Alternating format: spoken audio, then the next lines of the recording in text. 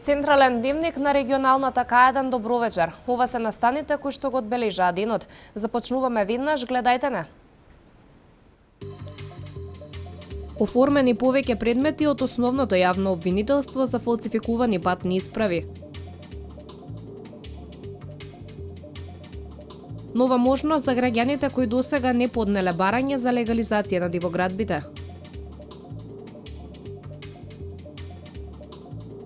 Во сабота ќе се одржи хуманитарна трка за ултрамаратонецот Зоран Димов.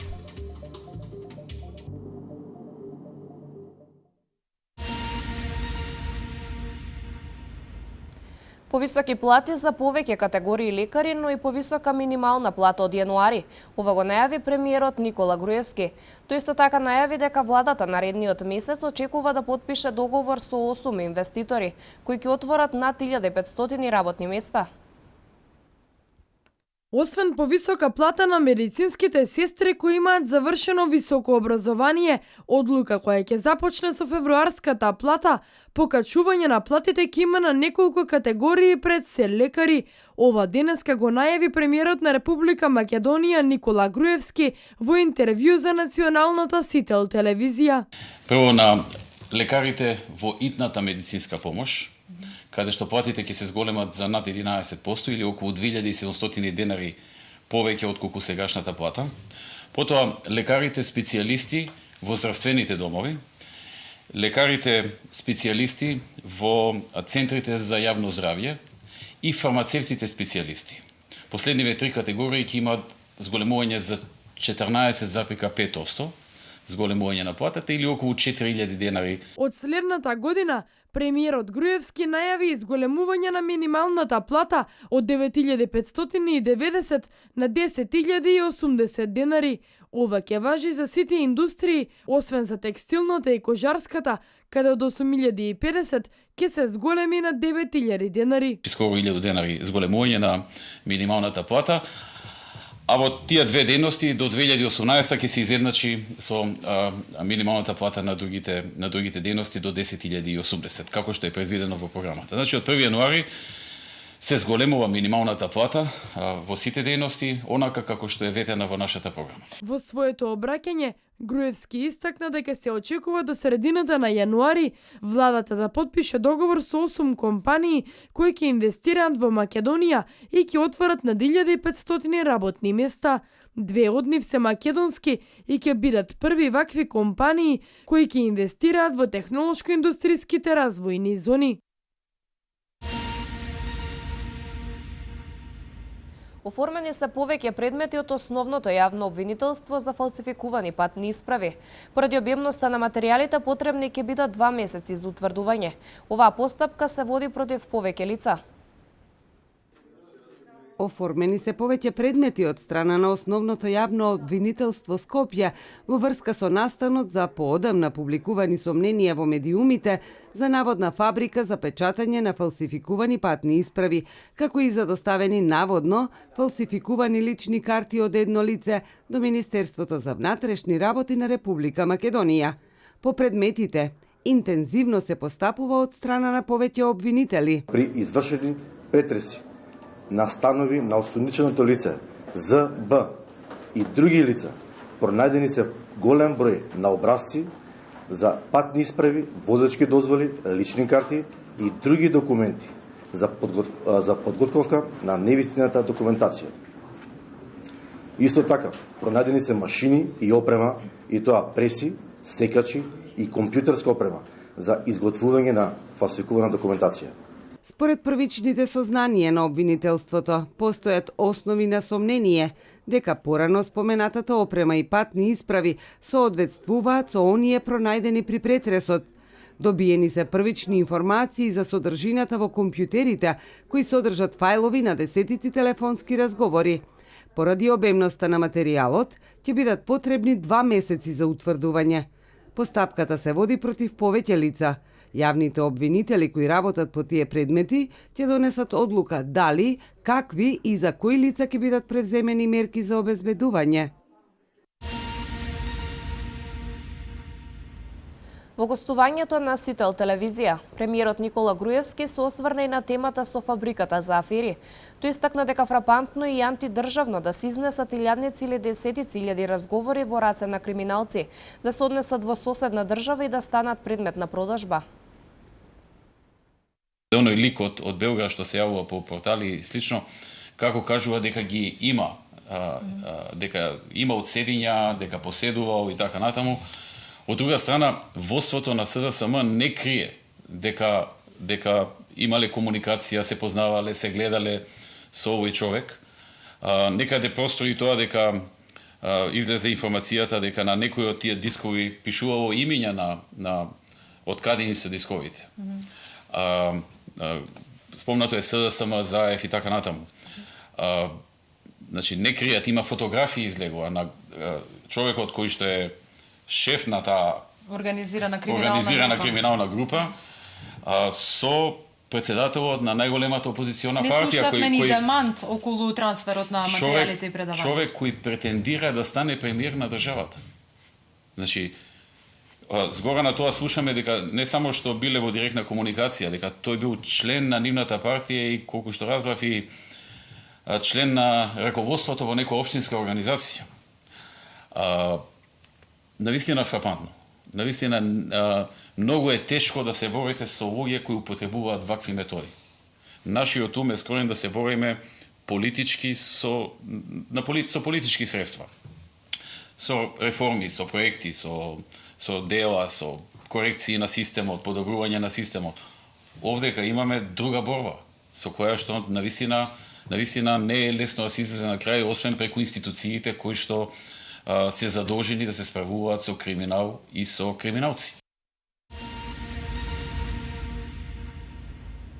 Нова можност за граѓаните кои досега не поднеле барање за легализација на дивоградбите. Сега истото тие можат да го направат до 31 март 2016 година. Веќе се примени и првите барања од Велешани за легализација на своите објекти. Граѓаните кои досега не успеале да поднесат барања за легализација за сите бесправно изградени објекти, сега имаат можност до 31 март 2016 година да го сторат тоа. Ова е новиот рок утврден според последните измени на законот, а кој општина Велес започна да го применува од 21.12.2015 година, кога впрочем и стапи на сила. Веќе се примени и првите барања од Велешани за легализација на своите објекти. Еден од условите за поднесување барање е објектот што е предмет на легализација, да е изграден заклучно 33 март 2011 година. Исто така, утврден е и рокот за достава на геодетски елаборати за ново поднесените барања до крајот на 2017 година. Со измените на законот се продолжи и рокот за достава на геодетските елаборати за веќе поднесените барања за легализација, па така сите правни и сите физички лица ќе имаат можност истите да ги достават до крајот на 2016 година. На денешната пресконференција градоначалникот Славчо Чадиев ги повика сите граѓани кои што имаат потреба да искористат оваа можност најдоцна до 31 март да поднесат барања за легализација на своите бесправно изградени објекти. До сега се легализирани вкупно 3500 бесправно изградени објекти, значи вкупно поднесени барања имаме 7864 или процентуално 45% од поднесените барања се завршени. Со ова на граѓаните им се остава уште една година простор да имаат време за достава на елаборатите кој е клучен документ во процесот на легализацијата. Општина Велес ќе продолжи со сите расположливи ресурси за брзано да работи на процесот на легализација како би се зголемила динамиката на решени предмети во интерес на сите граѓани.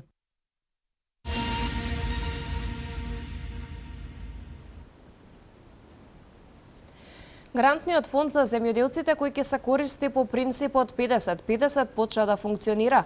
Со ова ќе се реши проблемот на земјоделците за користење на домашните или европските пари. Овој фонд е во висина од 20 милиони денари. Почна да функционира гарантниот фонд за земјоделците кој ќе се користи по принципот 50-50. Земјоделците, како гаранција за првата половина од кредитот, можат да понудат хипотека, а другиот дел ќе го гарантира фондот. Со ова е решен проблемот на земјоделците за користење на домашните или европски пари. Преку фондот се обезбедува гаранција на 50% од главницата на кредитот, а фармерот треба да ги обезбеди другите 50% од бараната хипотека од страна на банката. Гарантниот фонд е во висина од 20 милиони долари, додека во наредните 10 години ќе се реализира преку 3 комерцијални банки. Ова обезбедување важи за сите земјоделски кредити. Оваа категорија на граѓани тешко доаѓаат до банкарските услуги за инвестиции во земјоделскиот бизнис поради ниска проценка на земјоделските имоти. Земјоделското производство е бизнис како и секој друг. Тоа е еден од клучните сектори на македонската економија со голем потенцијал.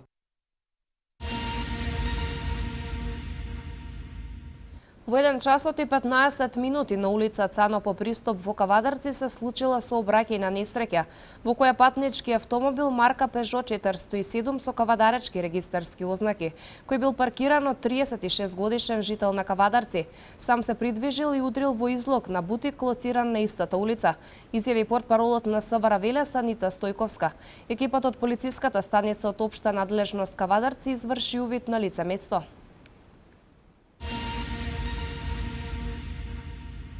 Оваа сабота ќе се одржи хуманитарна трка за ултрамаратонецот Зоран Димов, кој пред 3 години настрада во тешка сообраќајна несреќа и се здоби со можен траен инвалидитет. Овој настане со цел да се собере финансиска помош за лекување на Димов и е во организација на атлетските клубови Велес и Изгрев. Во сабота на 26 овој месец на градскиот стадион во Велес ќе се одржи хуманитарна трка за велешанецот Зоран Димов, а во организација на атлетските клубови Велес и Изгрев. Настанот е со цел да се собере финансиска помош за лекување на Димов, кој пред 3 години настрада во тешка сообраќајна несреќа и се здоби со можеби траен инвалидитет. До сега самостојно со неговото семејство се трудеа да го надминат сето тоа, но веќе дојдено ете до тој момент кога најверојатно самостојно не можат да го направат тоа. На истиот ден, вакви трки се организираат низ целата држава, но и во соседна Србија. Вчера вечер на малата сцена во театарот Јордан Хаџи Константин од Джинот, актерот Петар Темилков ја одигра монодрамата Јане Сандански 100 години потоа. Повод за оваа драма е 1 век од загинувањето на Сандански и во неа се користени архивски материјали за македонската историја од македонски историчари. Предавниците на Македонија испратиле човек да ме убие. Го подкупиле, го исплашиле, го уцениле, го подготвиле, го стокмиле и го испратиле да ме убие. Веднаш нека ме убие. И 100 рани во моево тело се малку во споредба со раните во телото на Македонија. Секој ден истекува незината крв, а ние уште ги отнуваме дупките и помагаме обилно да се издева. Тешко ми е. Тешко многу ми е. Значи историјата се повторува, предавството трае, а ослободувањето наше бега далеку од нас. Ова е почетокот на монодрамата насловена како Јане Сандански 100 години потоа, која актерот Петар Темилков ја одигра вчера вечер на малата сцена во театарот Джинот. Ова е исклучително значајна историска лекција која говори за желбата на многумина дејци да ја видат родната Македонија како самостојна независна држава. Но Темилков вели, големиот Сандански е единствениот деец кој ја доживеал победата на Македонија. Јане Сандански е една од најтрагичните фигури на македонската национална борба.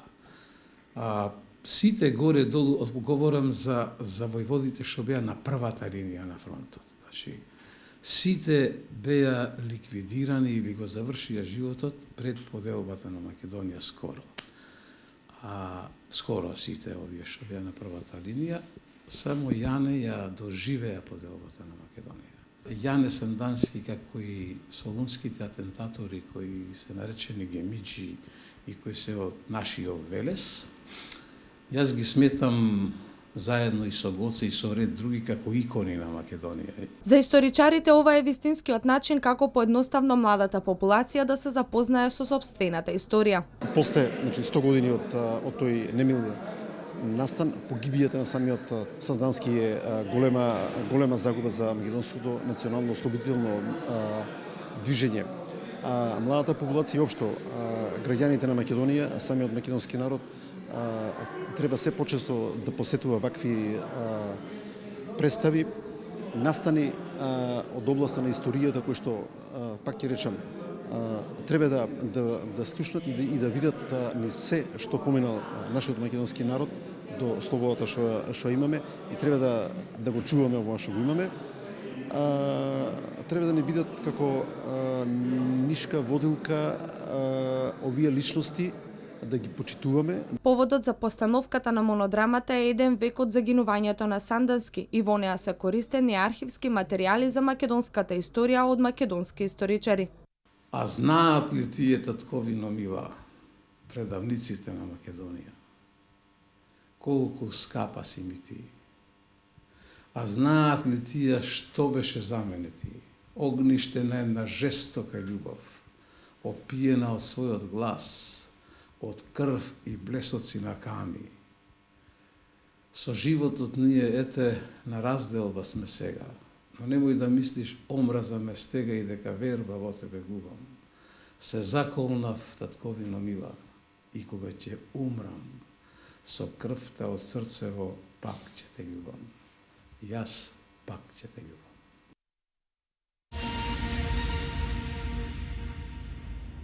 Во сабота на 26 ќе се одржи првата музичка работилница за децата со попречености во развојот и на истата ќе може да присуствуваат само 50 на деца. Целта на овој проект е тие да слушнат како во живо се креира музиката, со што таа ќе ги успокои, смири и усреќи. Децата со попречености во развојот ќе работат на музичка работилница со професор доктор Драган Даутовски. Проектот е со цел децата да слушнат како во живо се произведува музика, да слушнат како звучат окарината, гајдата и кавалот во живо. Идејата е музиката да ги успокои, смири и устреки. Пред се оваа работилница ќе има за цел да направи релаксација, опуштање на лицата со попреченост, да им долови малце од музиката, од народниот фолклор, да го почувствуваат звукот во онаа вистинска форма кога се произведува, не се станува збор за електронска музика, туку станува збор во моментот да бидат произведувани звуци. Во сабота на 26 ќе се одржи првата музичка работилница. На истата ќе можат да присуствуваат само 50 на деца. Мислам дека ќе има голема моќ кај децата и лицата со попреченост од причини што досега можеби не почувствувале такво нешто. Она што се работи како музикотерапија, можам да кажам дека барем досега повеќе електронски насочено нешто. Ова ќе биде нешто што е произведено во моментот како звук и нешто што е од нашите традиционални македонски инструменти кои што ги имаме. Овој проект понатаму ќе се проширува. Се планира во иднина да се набават инструменти на кои децата со попречености ќе произведуваат музика. Во план е и овој проект да се реализира и во другите градови во земјава.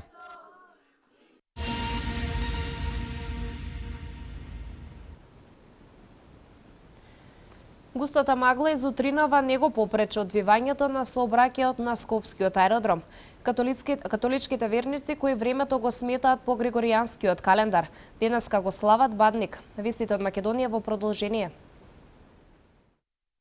Густата магла из утринава не го попрече одвивањето на сообраќајот на Скопскиот аеродром. Досега сите планирани полетувања и слетувања се реализирани, освен летовите за Истанбул.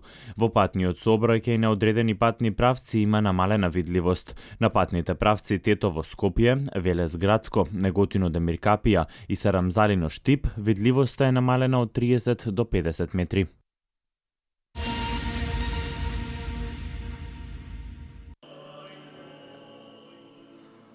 Католичките верници кои времето го сметаат по Григоријанскиот календар денеска го слават Бадник во пресрет на Божик раѓањето на Исус Христос.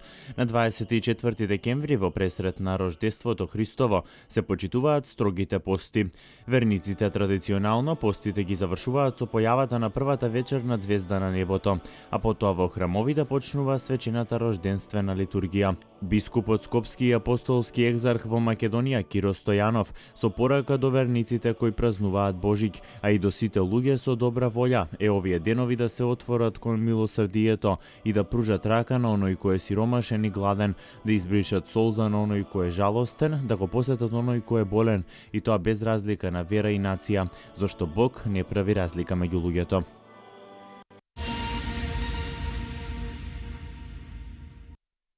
Сирупот за деца Ефералган, кој се користи за намалување на температурата, од вчера е повлечен од продажба во Македонија, откако се откриени мали пластични честички во опремата на пакување на производот.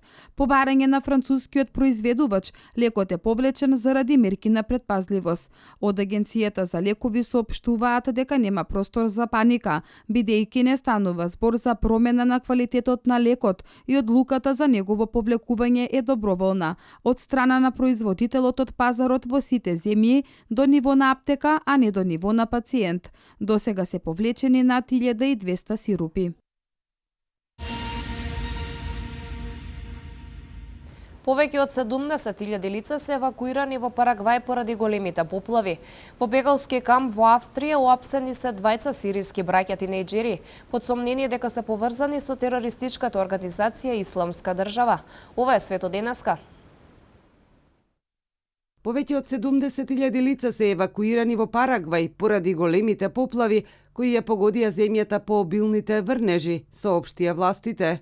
Нивото на реките во Парагвај се зголеми на речиси 7,2 метри по врнежите, кои траат веќе неколку седмици, што е блиску до највисокото ниво од 7,72 метри забележано во 1983 година. Се очекува многу поголем број луѓе да бидат погодени од поплавите широм земјата, бидејќи се зголемува нивото и на другите реки во Парагвај.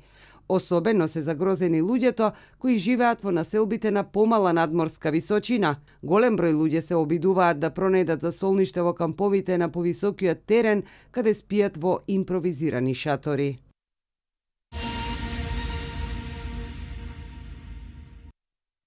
Во бегалски камп во Австрија уапсени се двајца сириски браќа тинејџери под сомнение дека се поврзани со терористичката организација Исламска држава.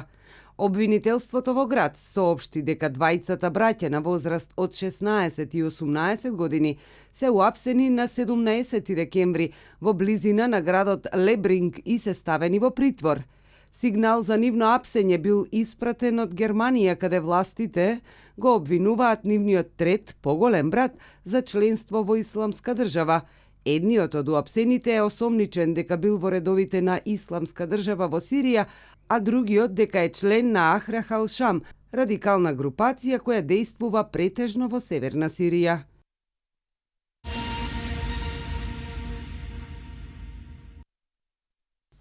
Повеќе кинески градови денес по прв пат во сила го ставија црвениот степен на предупредување од загадување како одговор на предвидувањата за обилен смог. Ова се случува откако властите во Пекинг два пати во текот на овој месец ја активираа истата мерка, особено по критиките затоа што тоа не го сториле порано. Провинцијата Шандонг на истокот од Кина прогласи тревога во 4 градови покрај предупредувањето дека густината на загадувачките честички во воздухот може да ги надмине високите нивоа во текот на повеќе од 24 часа, пренесуваат американските медиуми. Канцеларијата за заштита на животната средина во Шандонг соопшти дека од утринава во сила е црвениот степен на предупредување. Метеоролошките власти во Хебеј, која се смета за најзагадена провинција во Кина, во вторникот прв пат издадоа црвен степен на предупредување за загадување од смог. Градовите во провинцијата Хебеј потоа ги презеле потребните мерки, при што Сјингтај и Хандан ја засилиле контролата во сообраќајот за да го преполоват бројот на возила на патиштата, наведува Канцеларијата за заштита на животната средина во Хебеј.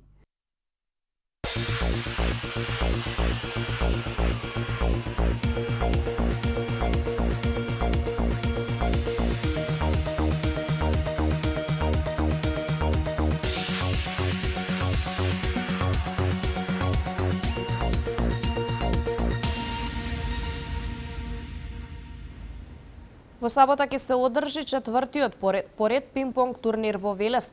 Пливачот Евгений Попацев е прогласен за најдобар спортист на Македонија за 2015-та. Од надпреварите одиграни во НБА лигата, Голден Стейт без поголеми проблеми стигна до 27-миот триумф оваа сезона. Следуваат вестите од спортот. Четвртиот пинг-понг турнир оваа година ќе се одржи на 26 декември во спортската сала Гемиџи. Станува збор за новогодишен турнир за ветерани. Поради големата заинтересираност за учество, од организациониот одбор донесена е одлука да се дозволи пријавување на надпреварувачи кои што не се ветерани. Целта е да се привлечат сите заинтересирани. Котизацијата за учество кој што секој учесник треба да ја уплати за да учествува на овој турнир е символична и изнесува 100 денари. Ќе се игра според традиционалните правила кои што до сега се организираа сите турнири. За учество се пријавени и двајца велешани кои што живеат надвор од земјава. Имаме пријавено поголем број на играчи, освен од нашиот град, така и од Скопје, од Струмица, од Кочани и од Битола. Инаку за најдобрите се предвидени пехари, медали и дипломи, како и некои награди од нашите помагатели. Јавното предпријатие за стопанисување со спортски објекти Парк Спорт организира пинг-понг турнири кои стануваат традиционални. Се организираше турнир за професионалци, градскиот турнир, како и турнирот за рекреативци во парови. Организаторите најавија дека овие турнири ќе ги организираат секоја година.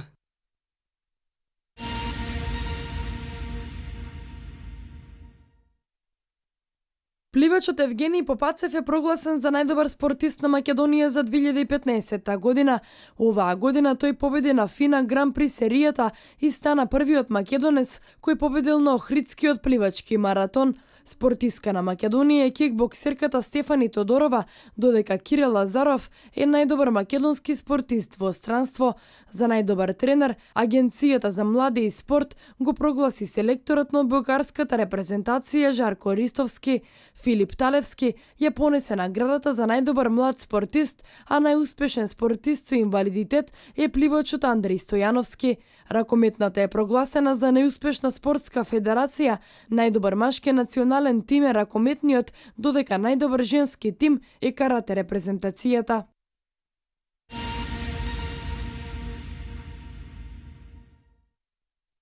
Македонскиот првак МЗТ Аеродром вчера ја постигна третата победа во низа, откако на домашен терен со 82-78 го совлада Партизан во дуел од 16-тото коло од АБА лигата. На полувреме македонскиот првак замина со поен предност од 41-40.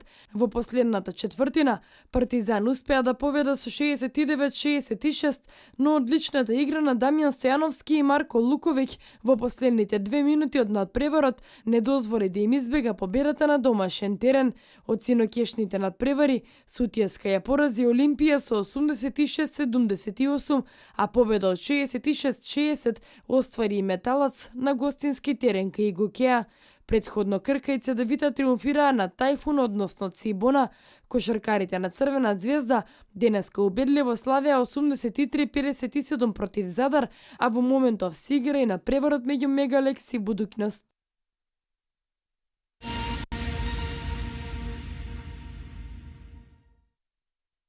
Кошаркарите на Кожув се резултат 82-69 славеа очекувана победа над екипата на Бест во првиот надпревар од 12-тото коло на првата македонска кошаркарска лига.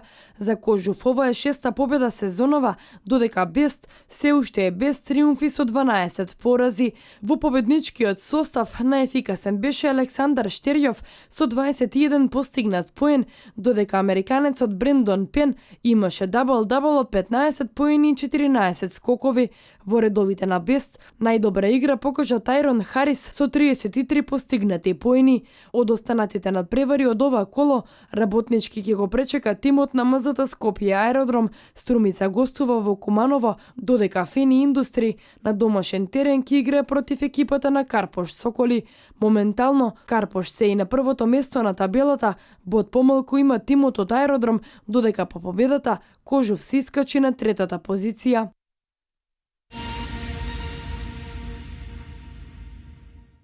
Од надпреварите одиграни во НБА лигата, Голден Стейт без поголеми проблеми стигна до 27-миот триумф оваа сезона и славеше над Јута со 103-85.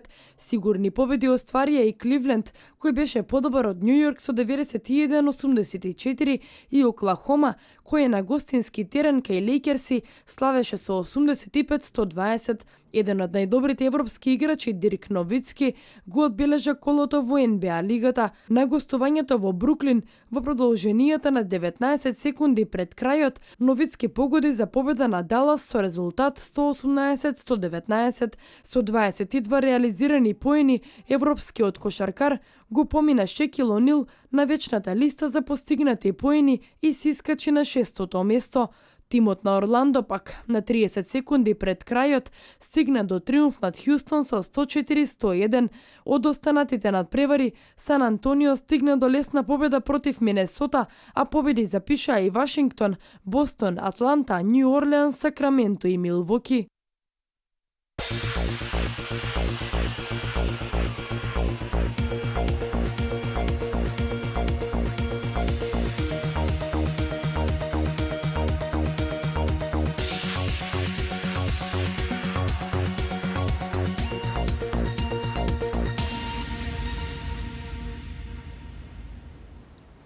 Времето денеска беше сончево, а кон крајот на денот имавме појава на локална облачност и слаб ветер од северен правец. Еве ги деталите.